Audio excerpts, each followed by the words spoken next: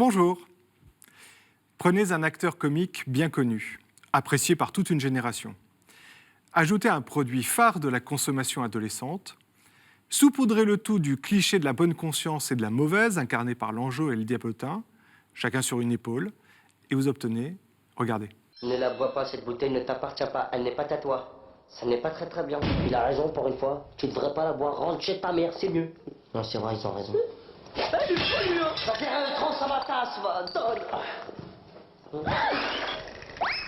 Sa mère, les popettes. Fais tourner quand même.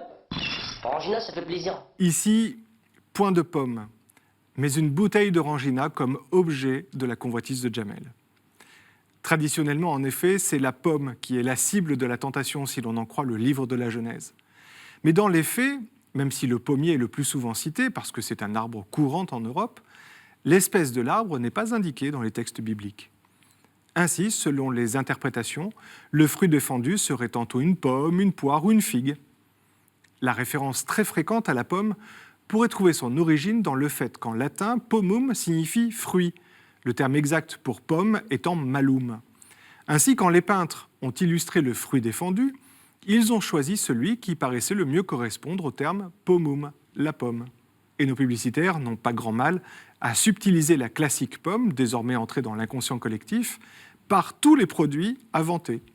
Ainsi de Mercedes, qui remplace la pomme du célèbre tableau de Cranach l'Ancien par la clé de son véhicule, car c'est une voiture de la prestigieuse marque allemande que l'on désire, ou encore Alfa Romeo, qui fait carrément se planter la clé de sa voiture dans la pomme biblique, objet de la tentation bien rouge.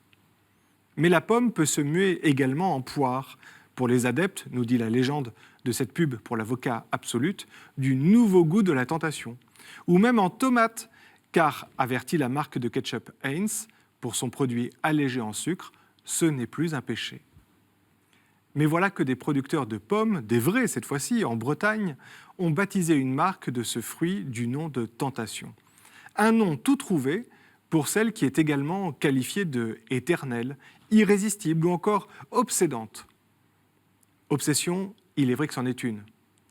Observons une fois de plus que les publicitaires n'ont de cesse de nous tenter et de nous inciter à céder à l'appel de leurs produits. Ce faisant, ils contribuent à rappeler que la Bible, la sagesse humaine et la sagesse divine mettent, elles, et pour notre bien, des limites à nos gourmandises. Libre à chacun de méditer sur ces limites.